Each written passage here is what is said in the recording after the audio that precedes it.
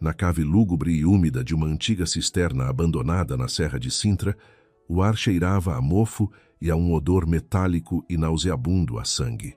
Na escuridão, inúmeros corpos escorregadios e gélidos rastejavam sobre a pedra tosca, emitindo sibilos que faziam gelar o sangue.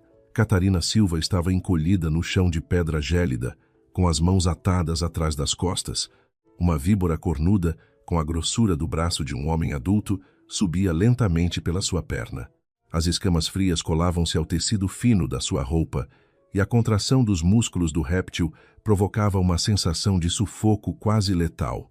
Num canto não muito distante, várias serpentes ibéricas altamente venenosas agitavam as suas línguas bífidas e vermelhas, os seus olhos a brilharem com uma fome predatória na penumbra. Ela tremia incontrolavelmente. A febre alta tornava a sua visão turva. Das feridas onde as presas já a haviam perfurado, irradiavam ondas de dor lancinante. O veneno misturava-se no seu sangue, como se milhares de lâminas com farpas microscópicas estivessem a rasgar-lhe as veias por dentro. Bang! Um som abafado ecoou quando a pesada porta de ferro forjado da cave foi empurrada de rompante. Uma luz branca e ofuscante inundou o espaço, iluminando aquele cenário que mais parecia o purgatório de Dante.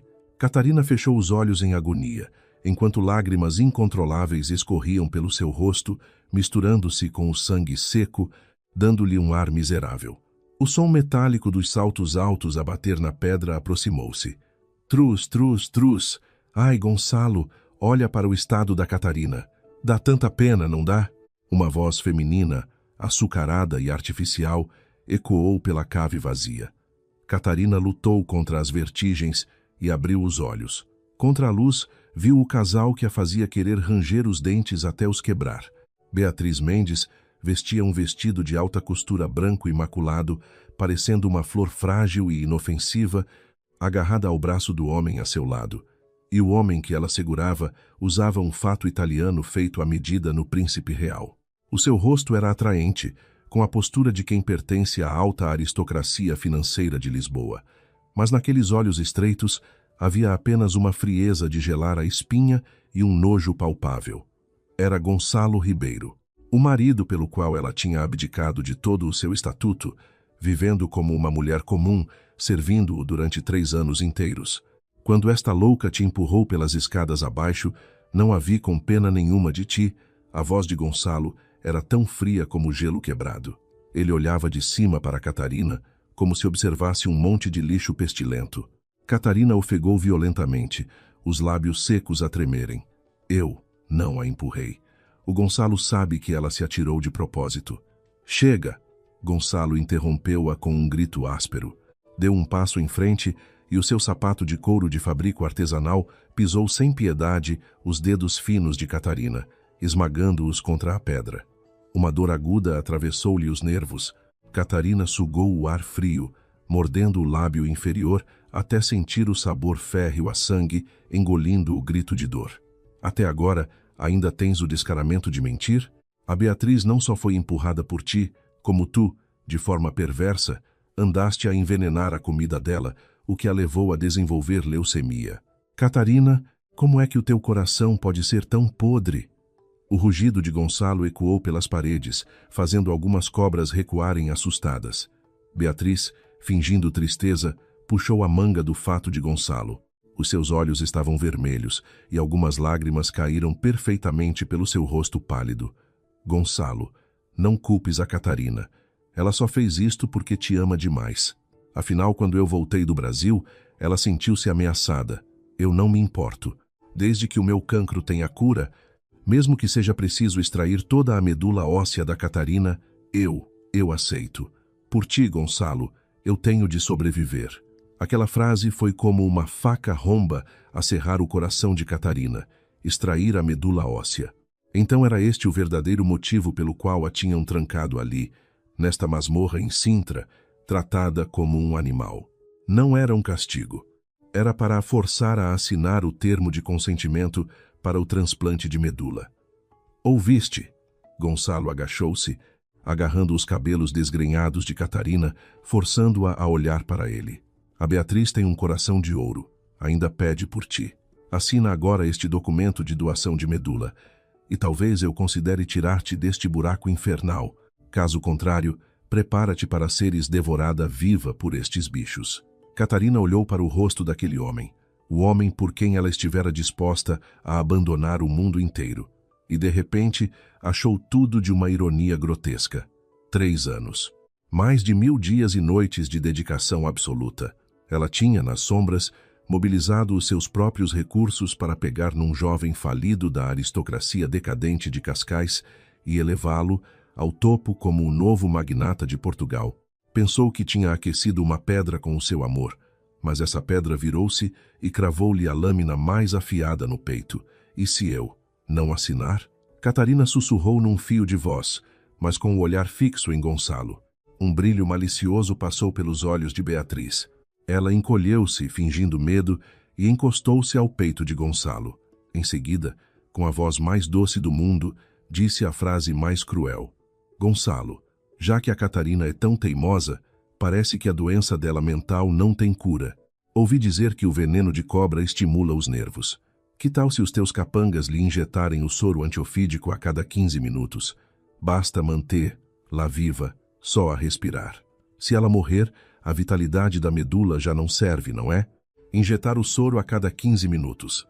Garantir que não morreria do veneno, mas forçá-la a sentir, na escuridão daquela cave, a dor alucinante do veneno a destruir-lhe os órgãos internos e o terror absoluto de ser devorada pelas cobras.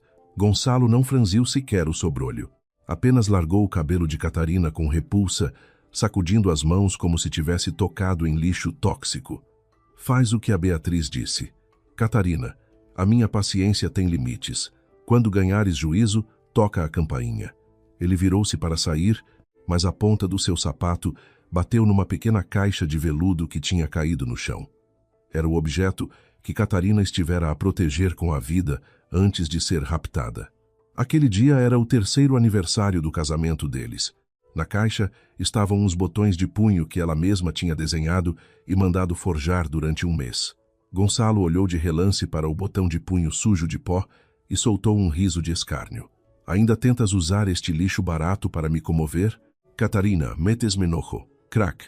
O sapato italiano caríssimo pisou sem piedade a peça, esmagando o botão de punho e todo o amor e suor que Catarina ali depositara em fragmentos irreconhecíveis. Ao olhar para aquele pó no chão, Catarina sentiu que algo nas profundezas do seu coração desabava por completo. A pesada porta de ferro voltou a emitir um estrondo, fechando-se hermeticamente. A luz ofuscante desapareceu, e a cave voltou à sua escuridão de morte. As horas que se seguiram foram, para Catarina, um suplício sem fim. Uma víbora atacou do canto mais escuro, cravando as presas na sua perna. O veneno viajou quase instantaneamente pela corrente sanguínea. Catarina convulsionou, sentindo como se milhares de formigas estivessem a roer-lhe os ossos.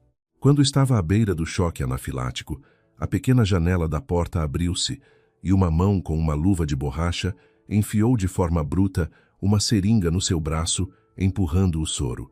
A dor aliviava levemente, apenas para ser seguida por um novo ataque de outra cobra. Envenenamento, agonia, injeção de soro, lucidez forçada, um ciclo infinito. A febre alta trouxe-lhe alucinações. As suas roupas estavam ensopadas em suor frio. Sob aquela opressão fisiológica e o terror absoluto da escuridão, a última réstia de sanidade de Catarina travou uma derradeira luta. Com o último sopro de vida, os seus dedos trêmulos procuraram no pulso uma discreta pulseira preta. Era o seu trunfo, a carta na manga que ela jurara nunca usar. Ela ainda estivera à espera de um pingo de humanidade em Gonçalo. Não soube quanto tempo passou, mas ouviu passos do lado de fora. Juntando todas as forças que lhe restavam, ela gritou com a voz rouca para a porta: Gonçalo, salva-me! Estou com febre, por favor. Silêncio do outro lado. Através da pesada porta, chegou a voz mortalmente impaciente de Gonçalo. Febre? Mais um teatro teu, Catarina? Poupem-me. A Beatriz sentiu-se tonta agora mesmo enquanto experimentava o vestido de noiva. Vou levar lá a CUF Descobertas para um check-up. Fica aí a aproveitar. Quando decidires assinar, manda chamar. Os passos afastaram-se. Simultaneamente ouviu-se um leve clique. A luz vermelha da única câmara de vigilância noturna apagou-se. Ele, para não perturbar o clima de experimentar vestidos com a amante, tinha mandado cortar o sinal de vídeo da cave. Ele nem sequer se dignava a assistir aos seus últimos momentos de agonia. Desespero. Desespero absoluto. Como uma geada repentina, congelou todo o sangue no corpo de Catarina. Na escuridão, ela começou a rir. O riso tornou-se cada vez mais alto, como o grito de uma ave noturna, carregado de uma loucura que rasgava a alma. Ela tinha jurado sob as estrelas que, se Gonçalo acreditasse nela apenas uma vez, seria para sempre a submissa e discreta senhora Ribeiro. Mas agora, os votos estavam anulados. Na penumbra, o olhar de Catarina sofreu uma mutação aterradora. A submissão, a súplica, a inferioridade. Tudo se reduziu a cinzas. No seu lugar, surgiu uma frieza brutal, antiga e dominadora, como os glaciares do Ártico. Sem hesitar, ela pressionou um botão microscópico escondido na pulseira preta. Bip! Um som eletrônico quase inaudível soou na cave isolada. Neste mundo, apenas um punhado de pessoas sabia o que significava quando aquele emissor de resgate de nível 0 absoluto era ativado. Significava que a figura suprema que desaparecera há 3 anos, a governante do maior conglomerado global de defesa, indústria militar e energia, o consórcio Silva, estava de volta. Catarina fechou os olhos, permitindo-se cair na inconsciência. Quando os abrisse novamente, os céus de Portugal iriam mudar de cor. Na loja de noivas mais luxuosa da Avenida da Liberdade, em Lisboa, Beatriz Mendes experimentava um vestido incrustado com diamantes avaliado em milhões de euros. Diante do enorme espelho de corpo inteiro, exibia o sorriso triunfante de uma vencedora. Onde estava a fraqueza de uma doente com leucemia? Gonçalo, fica-me bem? Ela rodopiou, perguntando com voz mimada ao homem sentado no sofá a folhear uma revista da GQ. Gonçalo Ribeiro levantou os olhos e um brilho de deslumbramento cruzou o seu rosto. Os lábios desenharam um sorriso apaixonado. Ficas linda com qualquer coisa. Depois de amanhã, quando fizermos o transplante, casamo-nos de imediato. Beatriz caminhou até ele, sentou-se no seu colo e abraçou-lhe o pescoço. Mas e se a Catarina continuar a não querer assinar? Ela é tão teimosa. Tenho medo. Um brilho cruel atravessou o olhar de Gonçalo. Em Portugal, não há nada que eu, Gonçalo Ribeiro, não consiga fazer. Aquele soro só a mantém viva. Duvido que ela aguente mais 24 horas naquele inferno. Se ela continuar a armar-se em parva, tiramos-lhe a medula à força. É só uma questão de subornar a clínica certa. Nesse exato momento, o telemóvel de Gonçalo começou a vibrar freneticamente. Ele franziu o sobrolho e atendeu. Do outro lado, a voz esganiçada e aterrorizada do seu assistente, João. Senhor Ribeiro. Aconteceu uma desgraça. Que pânico é esse? O céu caiu por acaso? Gonçalo resmungou friamente. Ah, a senhora. Ela desapareceu no ar. A voz de João carregava um pavor indisfarçável. Gonçalo levantou-se abruptamente, empurrando Beatriz para o lado. O seu rosto escureceu. Como é que é? Aquilo é um bunker fechado. Tínhamos 6 seguranças à porta a fazer turnos. Uma mulher com febre criou asas e voou. É verdade. Desapareceu. Nós fomos lá dar a injeção como a dona Beatriz mandou, mas quando abrimos a porta, as cobras estavam todas mortas, esmagadas. A senhora desapareceu, só ficou um anel partido no chão. O assistente estava quase a chorar. Inúteis, bando de incompetentes. Gonçalo pontapeou a mesa de centro de cristal à sua frente. Vê as câmaras. Verifica todos os carros que saíram da serra na última meia hora. As câmaras, o sistema foi cortado à força. E não foi só na serra. O sistema de segurança de toda a sede do Grupo Ribeiro também foi abaixo há 3 minutos. João arfava descontroladamente e a próxima frase foi praticamente gritada. Senhor Ribeiro, tem de vir à sede agora mesmo. Não é a sua mulher. O céu caiu mesmo. Mas de que raio estás a falar? A veia na testa de Gonçalo latejava. Os radares. Os radares do controlo aéreo mostram 88 caças furtivos de origem desconhecida no espaço aéreo de Lisboa. E eles estão em formação de combate, a sobrevoar e a cercar o nosso arranha-céus no Parque das Nações. Plaf! O telemóvel de edição limitada escorregou da mão de Gonçalo e caiu no tapete persa. 88 caças de combate a cercar a sede do Grupo Ribeiro. Era ficção científica. Lisboa é a capital europeia. O espaço aéreo e a defesa da NATO são impenetráveis. Como é que caças sem identificação entram por ali adentro e fazem um cerco tático militar? Gonçalo. O que foi? Beatriz, vendo a palidez cadavérica do marido, sentiu um pressentimento terrível. Gonçalo não lhe respondeu. Correu feito louco para fora da loja, saltou para o seu Mercedes Maybach, pisou no acelerador a fundo e arrancou em direção ao Parque das Nações. Quando chegou à base do arranha-céus do Grupo Ribeiro, o seu corpo paralisou por completo. Do céu descia o ruído ensurdecedor dos motores. Não eram aviões civis. Eram 88 caças furtivos pesados, inteiramente negros, com a forma da morte noturna. Pairavam como uma nuvem negra colossal sobre o edifício que simbolizava o pico da riqueza e poder de Gonçalo. O vento gerado pelas turbinas varria as ruas. A Avenida de João II tinha sido totalmente bloqueada por forças especiais fortemente armadas. Carros blindados estacionados nas interseções apontavam armas de grosso calibre a todas as saídas do edifício. O som das sirenes antiaéreas rasgava os céus de Lisboa. Os funcionários do Grupo Ribeiro corriam em pânico pelo átrio de vidro, como se o apocalipse tivesse chegado. As pernas de Gonçalo falharam. Quase rastejando, ele correu até a fita de isolamento policial e gritou para um comandante das Forças Especiais de rosto impassível. Eu sou Gonçalo Ribeiro, o CEO deste edifício. Quem são vocês? Isto é Portugal. Estão a fazer um ataque terrorista. Quero falar com o vosso comandante. Vou ligar agora ao ministro Carvalho. O comandante lançou-lhe um olhar gelado, como quem olha para um inseto insignificante, ignorando completamente os seus gritos. Falou baixo para o rádio. Alvo 1 confirmado no local. Manter o cerco. Restringir saída do país. Proibido qualquer contato físico com o alvo. Estás surdo? Não sabes quem eu sou? Gonçalo, cego pela fúria e humilhação, tentou empurrar o comandante. Bang! Sem qualquer movimento supérfluo, o comandante levantou a perna e espetou um pontapé brutal no estômago de Gonçalo. Gonçalo voou como um papagaio com o fio cortado, aterrando violentamente a 3 metros de distância contra o lancio do passeio. A dor excruciante fê-lo enrolar-se como um camarão. Suor frio inundou-lhe o rosto.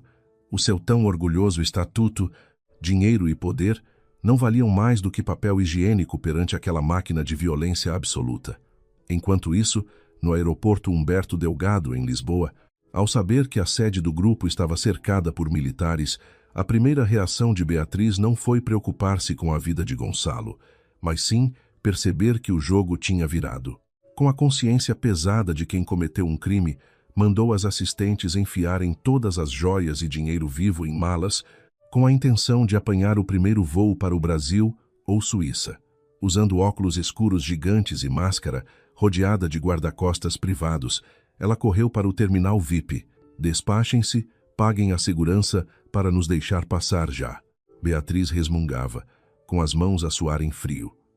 No exato momento em que ela ia atravessar o pórtico de segurança, o sistema de som do aeroporto desligou-se. De repente, esquadrões de operacionais vestidos com camuflagem negra tática, sem qualquer emblema, emergiram de todos os lados como fantasmas. Os seus movimentos eram tão rápidos e brutais que, em menos de 10 segundos, os seguranças a peso de ouro de Beatriz estavam no chão, com braços e pernas partidos, a uivar de dor como cães atropelados. O que é que estão a fazer? Sabem quem eu sou? Eu sou a noiva de Gonçalo Ribeiro. Socorro! Beatriz começou a gritar histericamente, recuando. 2 operacionais inexpressivos agarraram os seus ombros. Pressionaram para baixo com força. Crack, crack. 2 sons de ossos a estalar. Beatriz soltou um guincho de porco no matadouro, caindo de joelhos com estrondo no mármore brilhante do aeroporto, quase desmaiando de dor. A multidão dispersou-se num ápice. Um Mercedes classe S blindado, preto mate, com matrícula governamental secreta, deslizou silenciosamente para dentro do terminal, parando à frente de Beatriz. Os vidros tinham películas tão escuras que era impossível ver lá para dentro, mas todos sentiam a aura de opressão letal que emanava do veículo. Tremendo de agonia e com a maquilhagem desfeita em lágrimas, Beatriz olhou aterrorizada para o carro. Quem são vocês? Querem dinheiro? O Gonçalo tem muito dinheiro. O vidro não baixou. Em vez disso, do altifalante do carro saiu a voz de uma mulher, alterada por um modificador de voz, mecânica e gélida, onde cada sílaba era uma sentença de morte. Beatriz Mendes. Não gostas de dar injeções de soro? Levem-na para o nosso laboratório militar de defesa biológica nos Açores. Digam-lhes que arranjei uma excelente cobaia viva para testar o novo reagente neurotóxico. E lembrem-se, não importa como, certifiquem-se de que lhe injetam o antídoto a cada 15 minutos. Deixem-na viva. Não deixem que a morte a alcance tão rápido. As pupilas de Beatriz dilataram-se ao máximo. Um calafrio subiu-lhe dos pés à cabeça, como se mãos invisíveis lhe estivessem a esmagar o coração, aquelas palavras. Aquele método de punição familiar e desesperante. Não. Impossível. Beatriz começou a abanar a cabeça feito louca, gritando para o vidro fumado. Catarina, és tu, sua cabra. Aparece. O Gonçalo não te vai perdoar. A única resposta que obteve foi a ação brutal dos operacionais. Um capuz preto foi-lhe enfiado na cabeça. Um soco forte na nuca cortou-lhe as palavras, e Beatriz caiu no chão como um monte de trapos. Foi arrastada pelo chão polido para fora do aeroporto. Dentro do Mercedes, Catarina recostou-se no luxuoso banco de pele de aviação, assistindo a tudo com frieza. Ela ainda usava as roupas esfarrapadas e manchadas de sangue da cave em Sintra. Mas isso não ofuscava minimamente a aura de um monarca absoluto que governava o mundo que agora irradiava dela. A seu lado, um homem com um uniforme militar de alta patente e estrelas nos ombros estava de cabeça baixa, mal ousando respirar. Comandante Suprema, deseja que o alvo Gonçalo Ribeiro seja eliminado de imediato? Perguntou o militar em voz baixa. Catarina fechou os olhos, batendo com os dedos ritmadamente no braço da cadeira. Eliminar? Isso seria demasiado brando.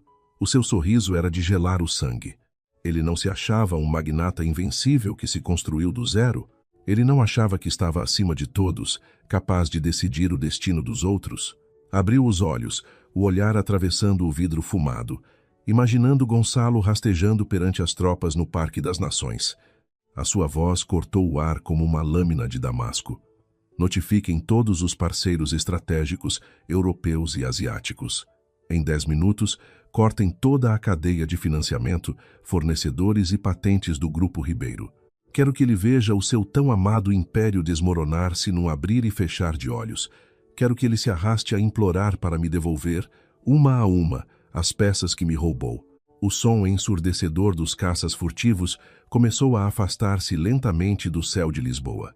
Como espectros, surgiram do nada e desapareceram sem deixar rasto, deixando para trás uma capital em pânico e um trânsito paralisado. Gonçalo ergueu-se do chão, como um cão escorraçado. O seu fato italiano caríssimo estava coberto de terra e relva, e as dores abdominais lo iam suar em bica, incapaz sequer de se endireitar. Fixou o olhar na direção em que as tropas especiais tinham saído, os olhos injetados em choque e numa fúria descontrolada. Foi um erro.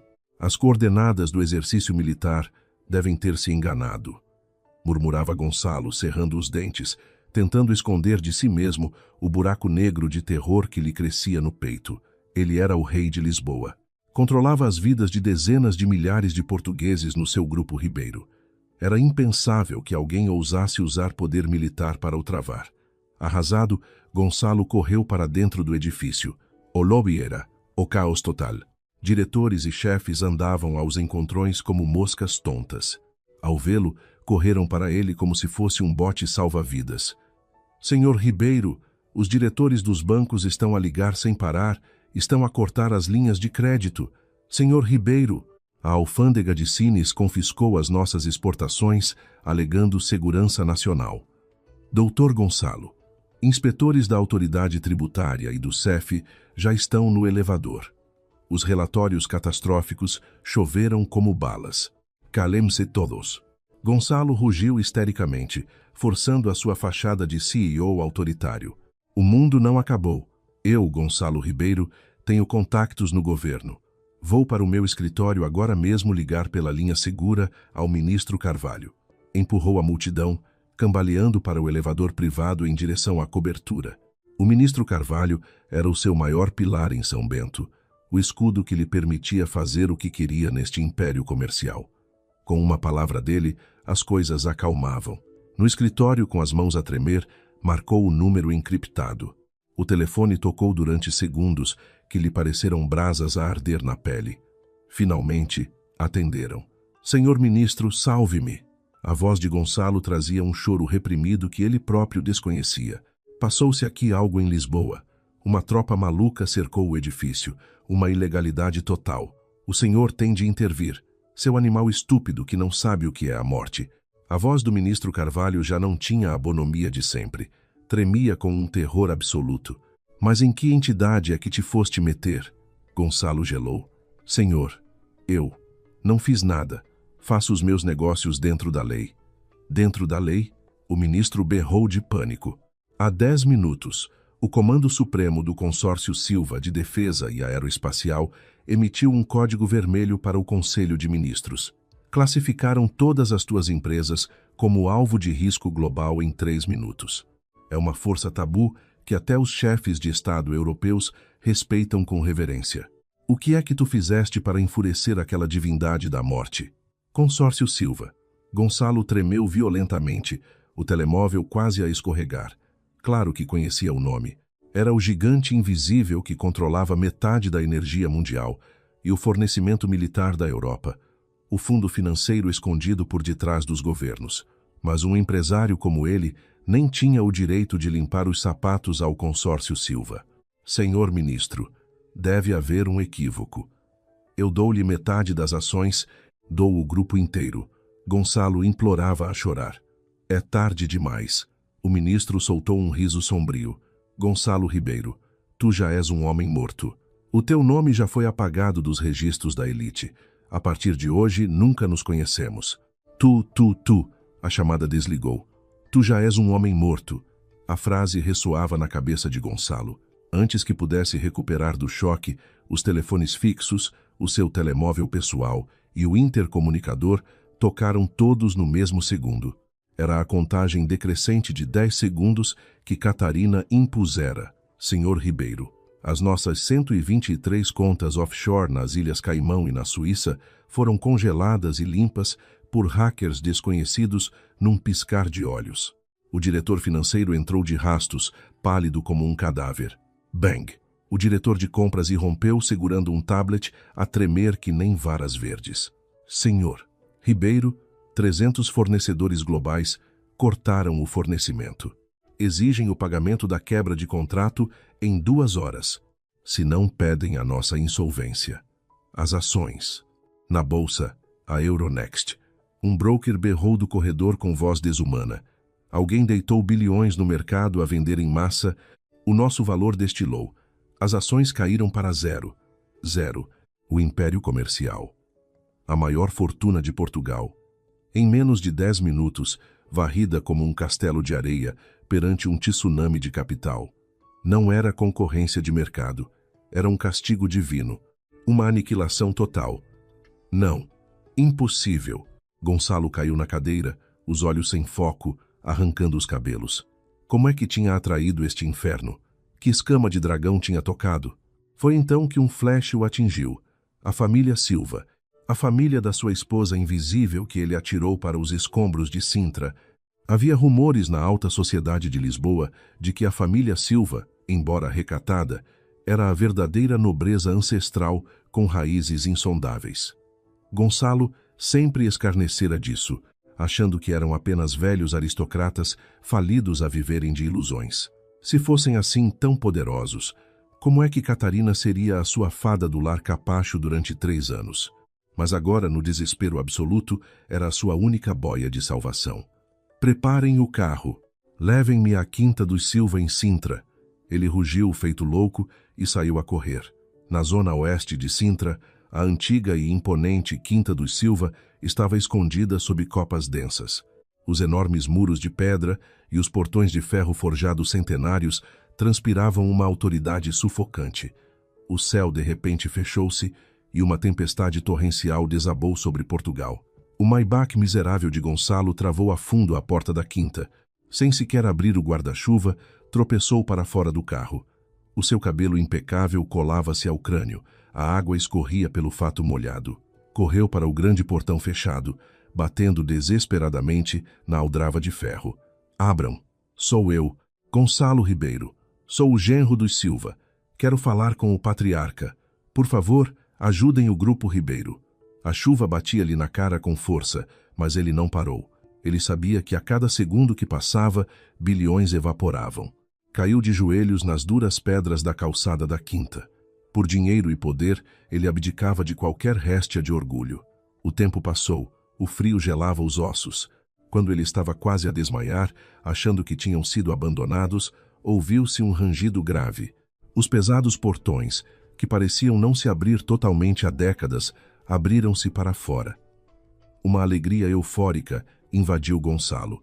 Ergueu a cabeça, esperando ver o mítico e idoso patriarca da família Silva.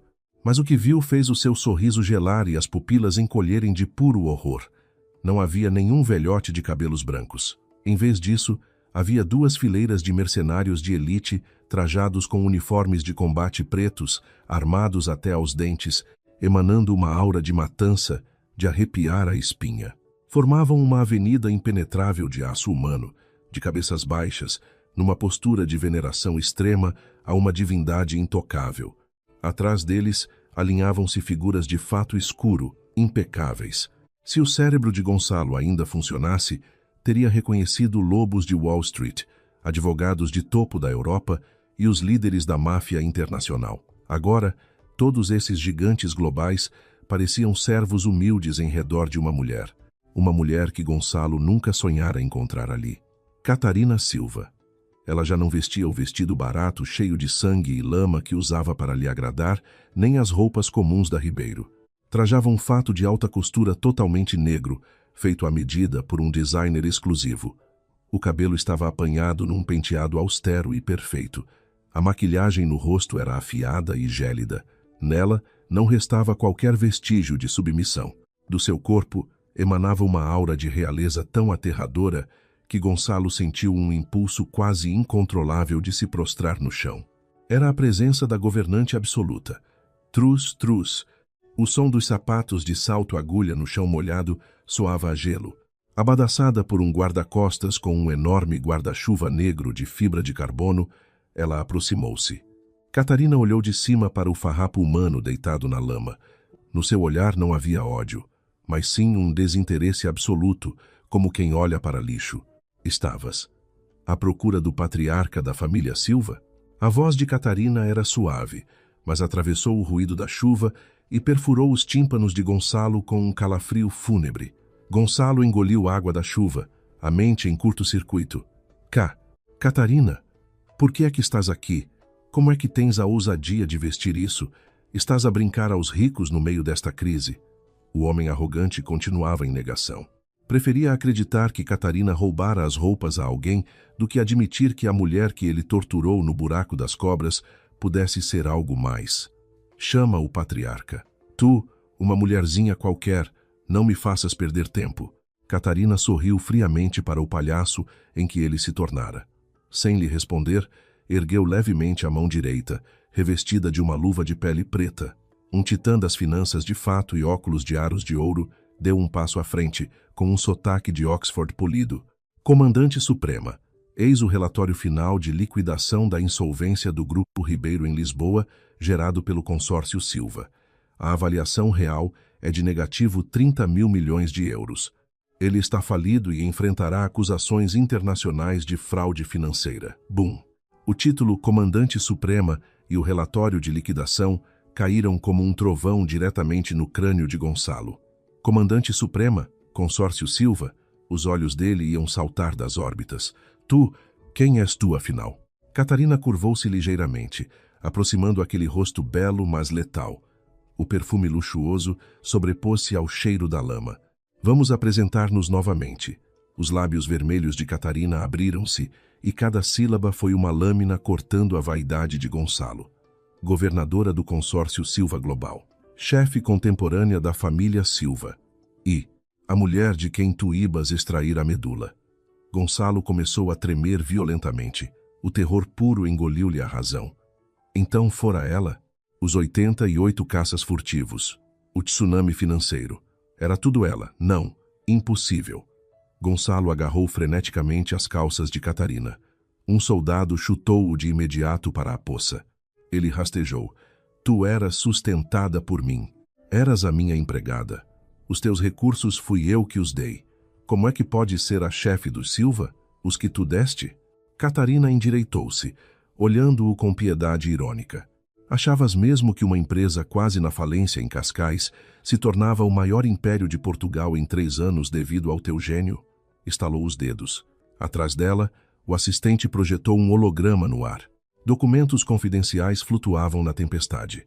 O teu primeiro fundo de 10 milhões de euros veio de uma empresa fantasma offshore minha.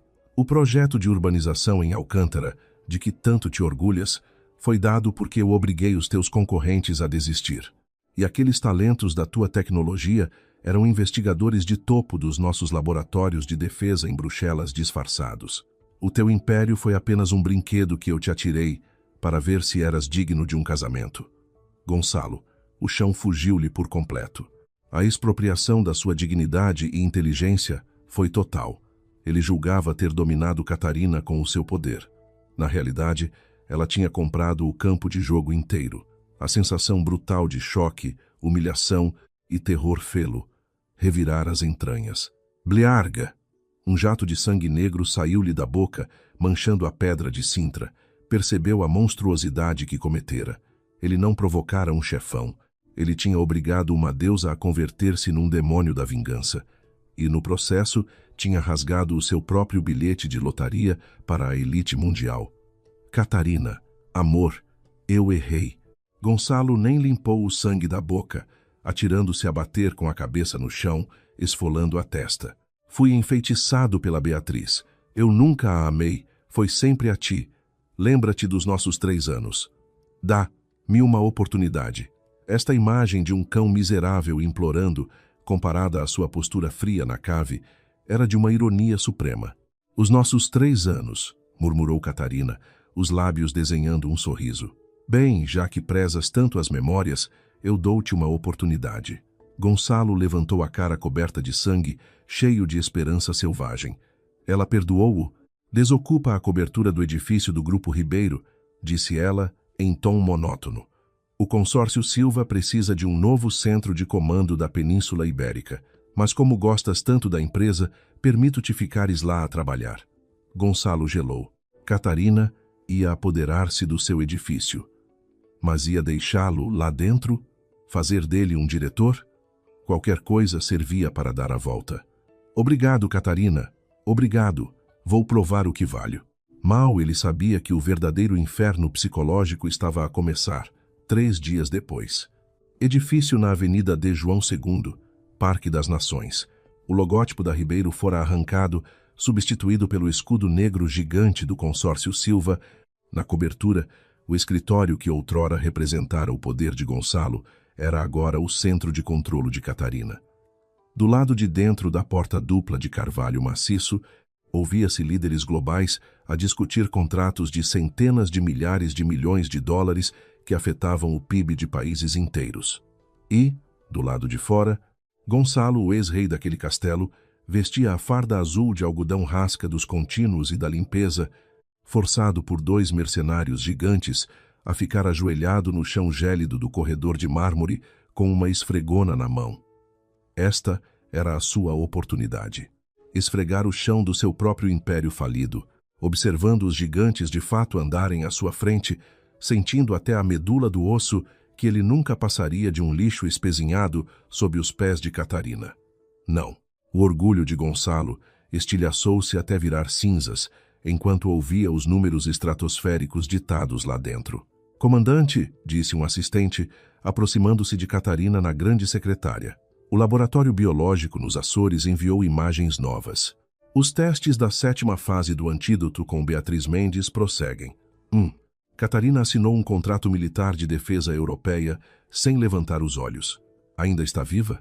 Sim, apenas injeções pontuais a cada 15 minutos, para maximizar o pico da sensibilidade da dor neural sem provocar falência de órgãos. Mas a mente dela quebrou. Grita histericamente para falar consigo e fazer um acordo sobre segredos do Gonçalo. Liga para o ecrã, Catarina poisou a caneta. Ouvindo o nome de Beatriz, o coração destroçado de Gonçalo lá fora teve um salto. Ele espreitou pelas frestas. Beatriz era a sua única e última âncora mental. Achava que o amor da jovem por ele era puro.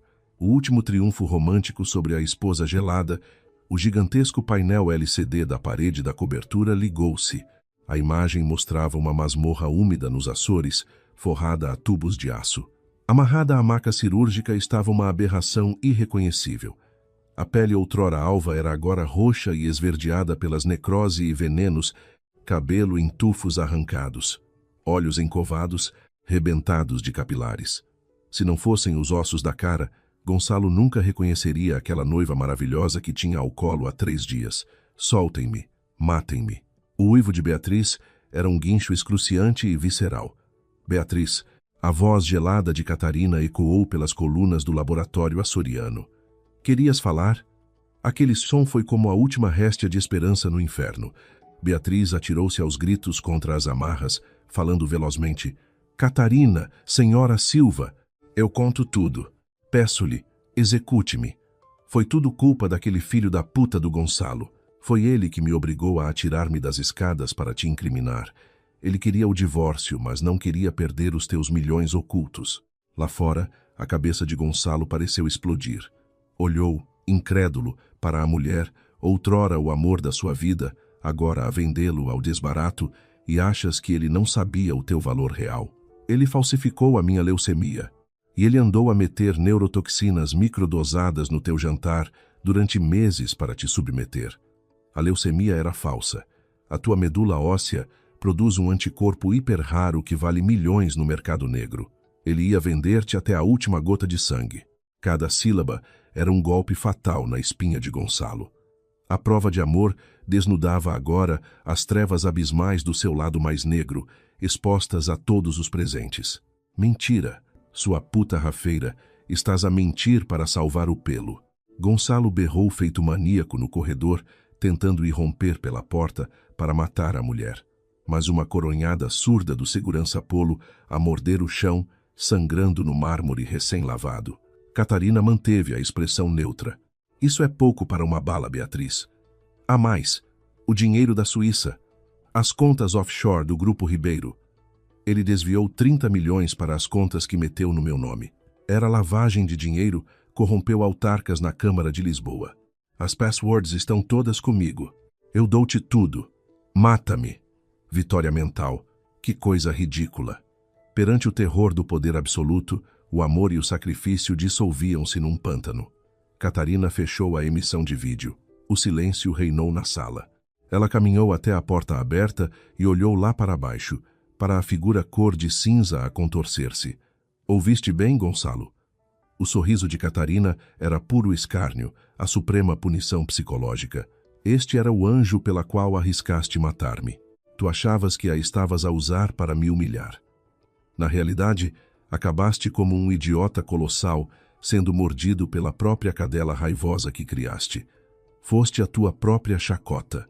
Gonçalo começou a ter convulsões epiléticas, babando-se no chão. O seu estatuto desapareceu, o dinheiro sumiu e, por fim, a espinha dorsal de sanidade, que era a sua justificação do seu falso verdadeiro amor, foi moída.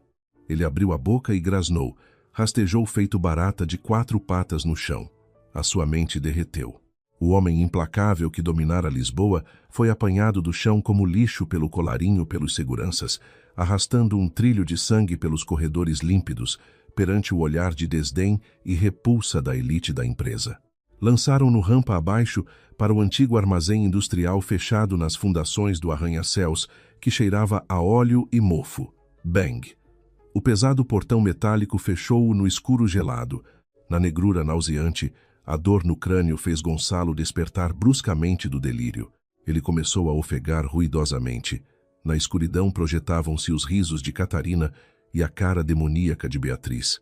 Não, eu ainda não perdi, eu não perco. Gonçalo mordeu o lábio inferior. Ele tinha um último trunfo. A última carta guardada que nem Beatriz conhecia. Com os dedos rasgados e ensanguentados, ele esgaçou a costura secreta da perna das calças de lona e encontrou um mini-satélite emissor de comunicações por satélite militar. Comprou-o há 2 anos na Dark Web Ibérica, transferindo secretamente 1.000 milhões de euros do capital da Ribeiro para um grupo internacional, Trono da Noite. Uma rede paramilitar, ultra-clandestina de mercenários e traficantes de armas que operava à margem da lei, com um poderio que punha exércitos governamentais a tremer. Eles venderam-lhe a Operação Cerberus, um salvamento tático incondicional em caso de morte súbita, com extermínio total do alvo designado, independentemente de quem ele fosse. Catarina, achas que mandar uns aviõezinhos pra cá resolve tudo? Ele soltou uma risada psicótica, carregando no botão vermelho. Segundos depois, uma voz rude em inglês com sotaque de leste atendeu, encriptada. Aqui fala o quartel-general de leste, Trono da Noite. Código de identificação. Código Beta Lobo 07. Sou Gonçalo Ribeiro.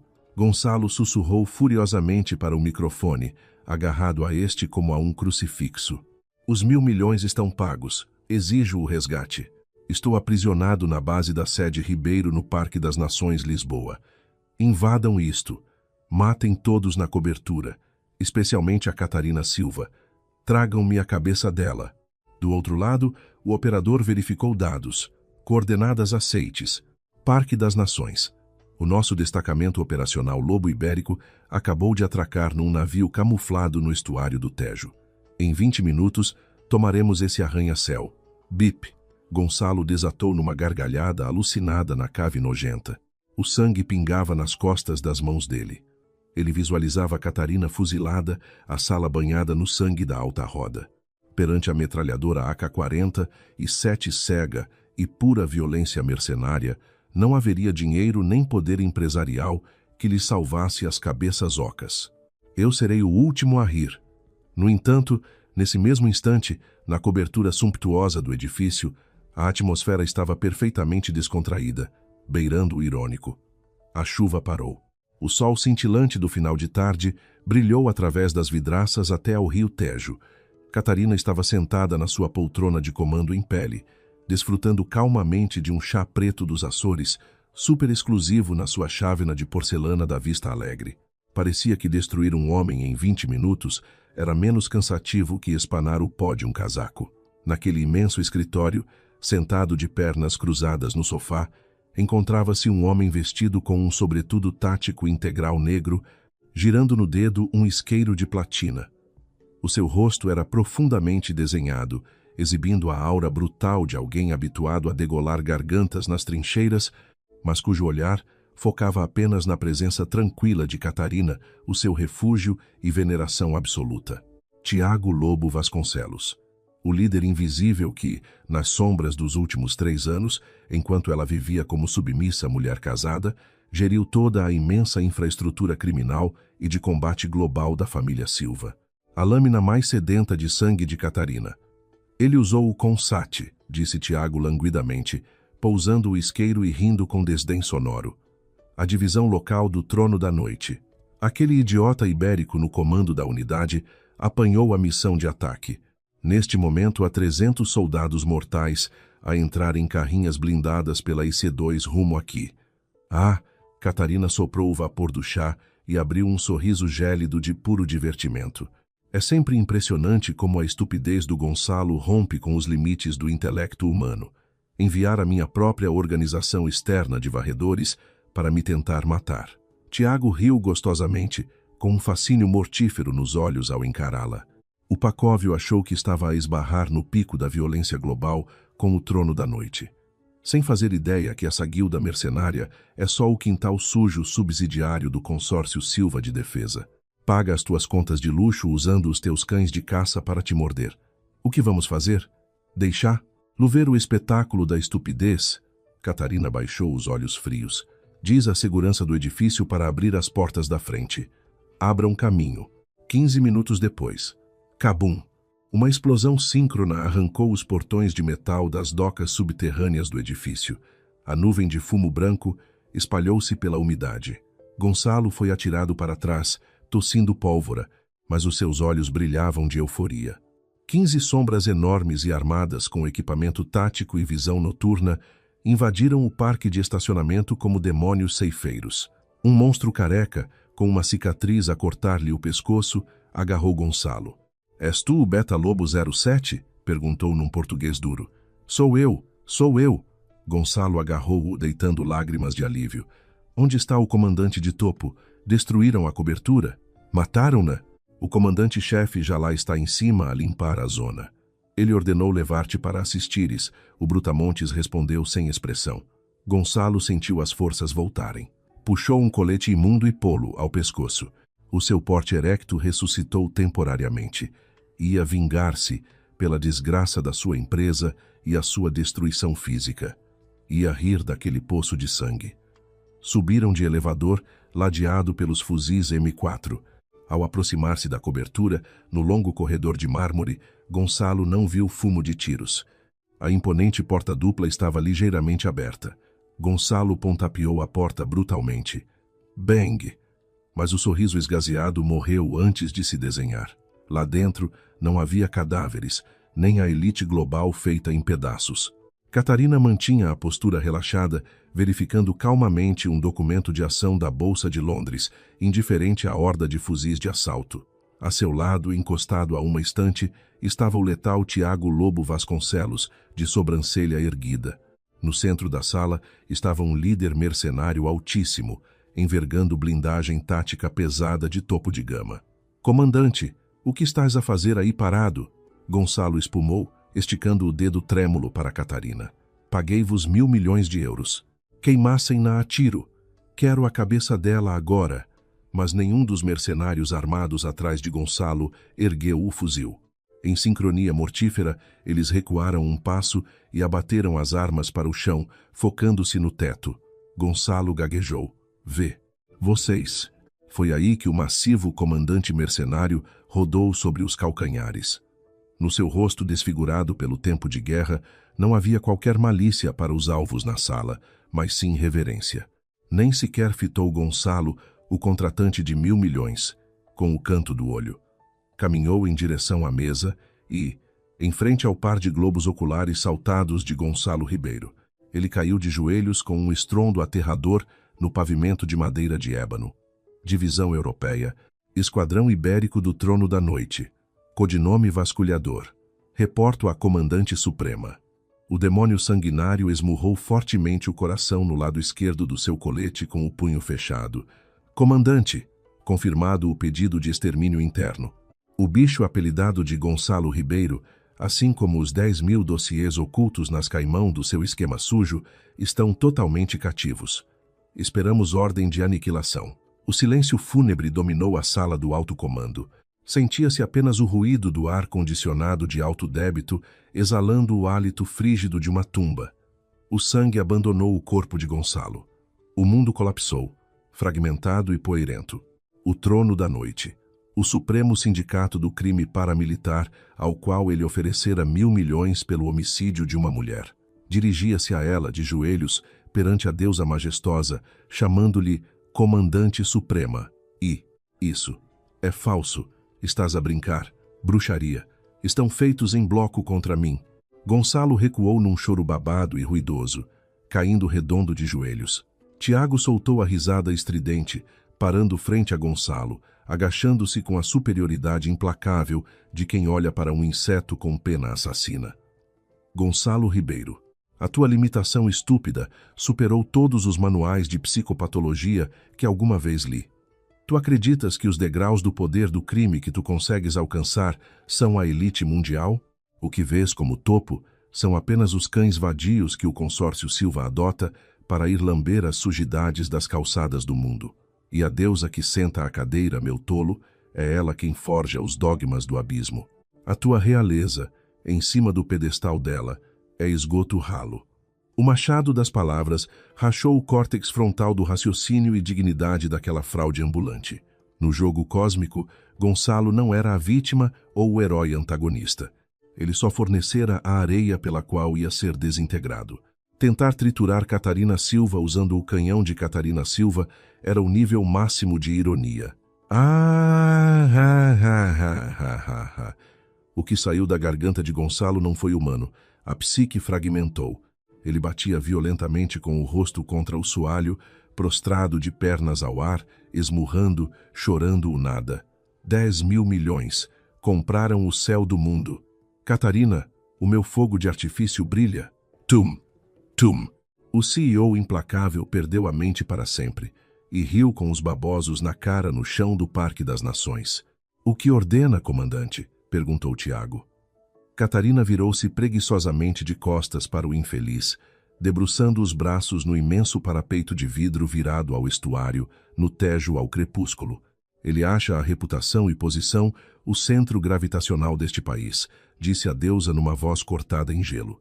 Mandem o boletim oficial pelo consórcio para o governo e canais de informação ibéricos, classe S.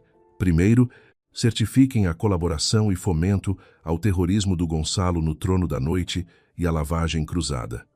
E o mais importante, o consórcio e o capital retirará e encerrará todas as infraestruturas, postos de trabalho e contratos com as cadeias produtivas sediadas em Lisboa a partir desta hora, até as instâncias políticas efetuarem o julgamento sumário do Ribeiro publicamente.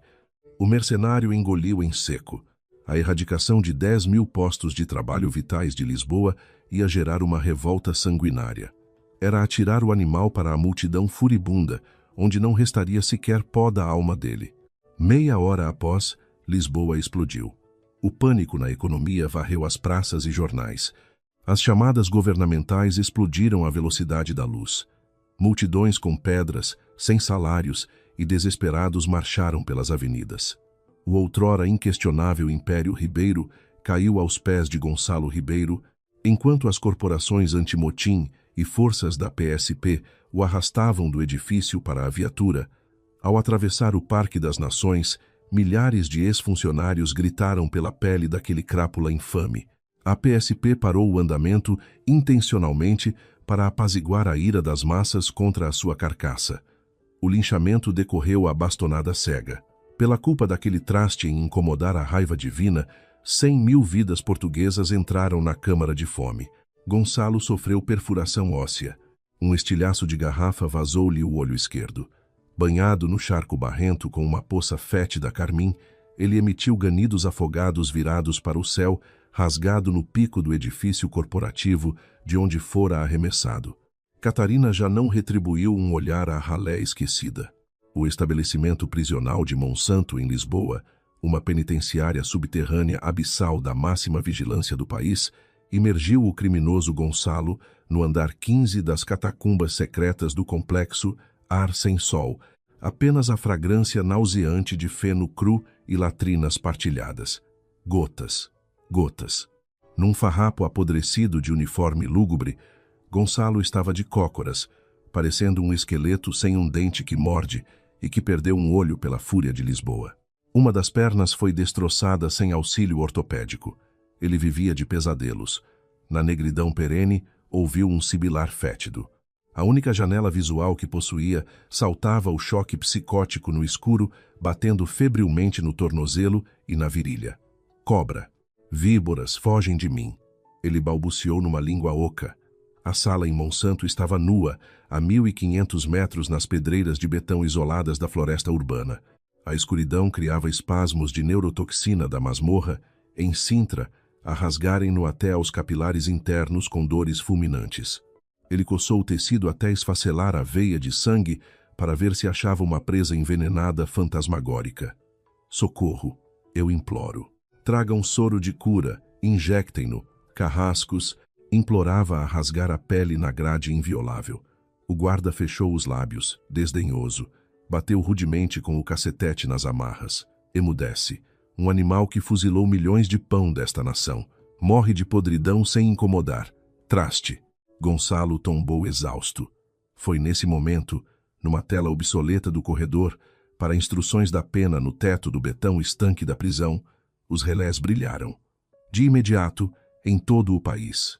Das praças do Marquês de Pombal ao centro comercial em Colombo, até as TVs na Serra e no mundo inteiro, uma transmissão intercontinental impôs uma visualização obrigatória, num enlace do século, uma ilha monumental no arquipélago da Madeira, com as frotas aeronavais de classe Gerald Ford circundando em modo baluarte.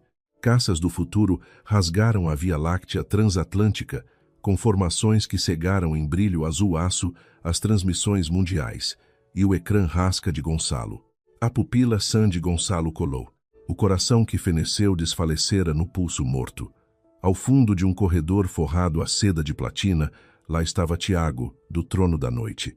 Uniforme honorífico escuro forjado de insígnias de sangue.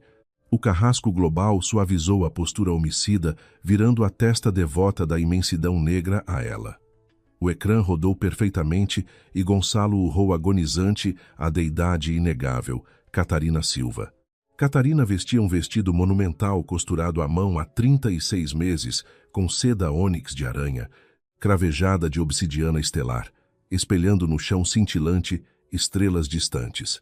A sua cabeça mantinha a soberania inigualável e esmagadora de uma diadema de diamantes de césares azuis imperiais. Nela estava cristalizada a força gravitacional da deusa.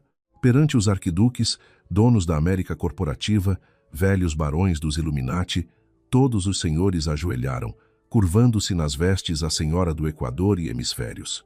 Declaramos os votos nupciais planetários. Falou a emissão internacional com clareza. A matriarca global do Sistema Integrado e Defesa Militar Consórcio Silva e do eixo da Ordem de Cima e Clandestina, a Senhora Suprema Catarina Silva e Tiago Vasconcelos, unificam-se hoje pelo decreto intocável. Tiago dobrou ambos os joelhos com reverência intemporal. Passou o anel simples ao longo dos falanges de fadas na nobre mão, jurando proteção implacável contra o universo pelo trono da noiva. Catarina Silva acenou o seu meio sorriso. Rainha sublime. O topo das pirâmides estelares na ilha luxuriante. Defronte a um muro nojado em Lisboa, Gonçalo engoliu alucinado, babando vômito negro. É meu! Ganiu contra o ecrã numa fúria ensandecida que arrebentava as placas ósseas. Arrojou-se no aparelho para furar as telas. O sangue das perfurações escorreu e fechou os olhos feridos, e com eles arrependeu-se na via crucis eterna que sofreria. Ele jogou o anel universal pelo charco fedorento da amante mesquinha. Ele que o anjo do inferno se apiedasse do homem sem honra, que traiu quem lhe deu tudo a pratos faturados de luxúria, pífia e inveja torpe. A imperatriz da criação olhara de soslaio inadvertidamente, lançando os olhares para além das praias tropicais até a grade férrea invisível da prisão subterrânea. Não havia nenhum asco, somente o esvaziamento completo. Nós eliminamos os parasitas do tapete da majestade. Quem recordaria bactérias esmagadas? Essa indiferença extrema fulminou o resto da alma dele, jorrando sangue das vísceras corroídas num estertor sufocante. Gonçalo abriu os olhos mortais embasbacados no teto, sentindo os rios da serpente enigmática devorarem os escombros apodrecidos num purgatório insondável em Monsanto para todo o sempre, simultaneamente.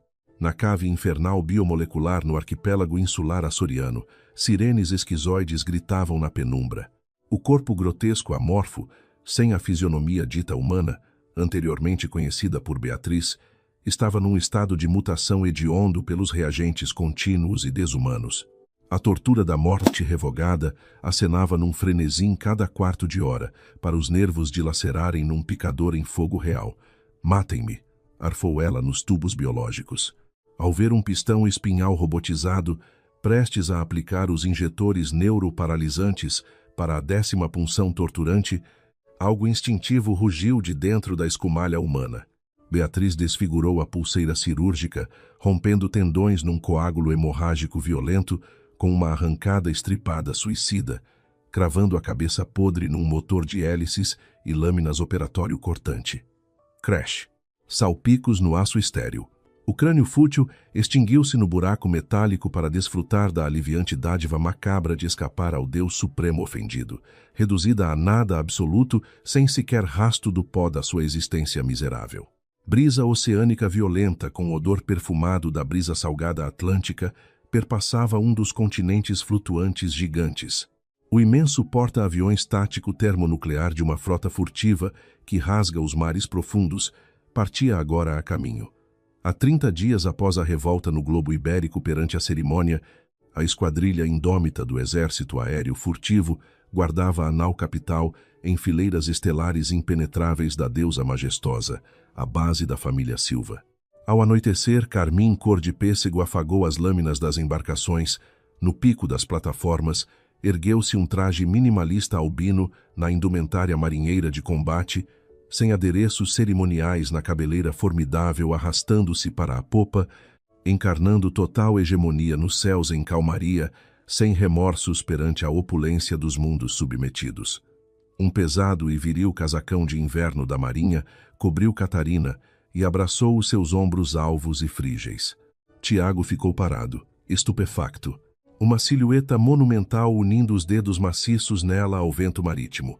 O som sussurrante da deusa a abraçar os mares sem os obstáculos imundos.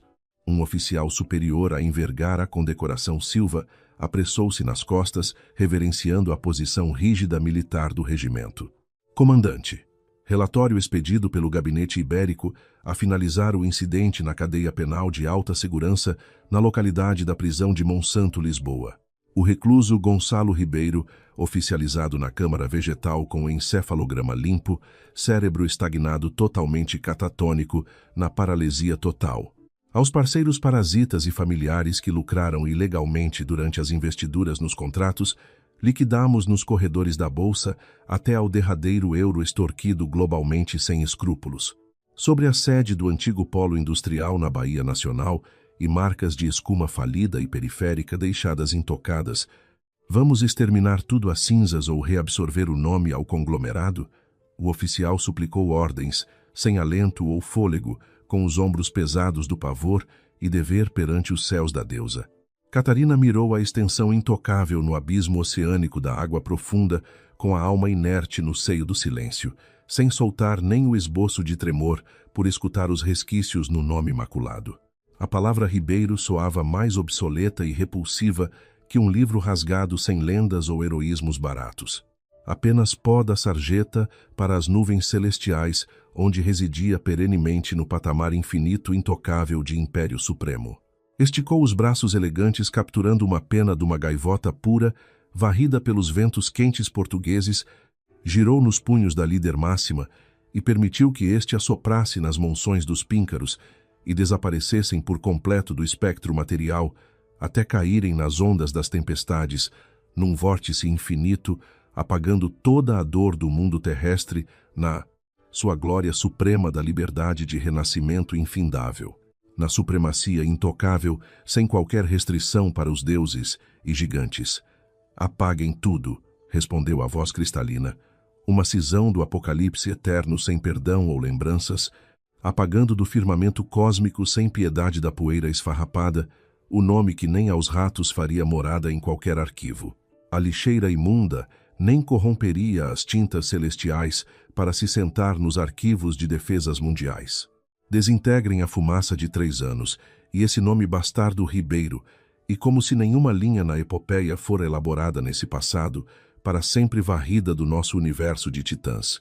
Afirmativo, comandante do destacamento. O almirante silenciou e correu rumo à ponte. Voltou os calcanhares no fim de tarde e iluminou-se na majestade de ouro invencível, pela imponente formosura irrepreensível, livre sem restrições ou opressão d'amor, pífio no labirinto das ilusões de donzelas, de papel machê, extintas e queimadas perante a deidade irrefutável ressuscitada nas cavernas ibéricas imortais, rumo à rainha, perante si, o impiedoso Senhor.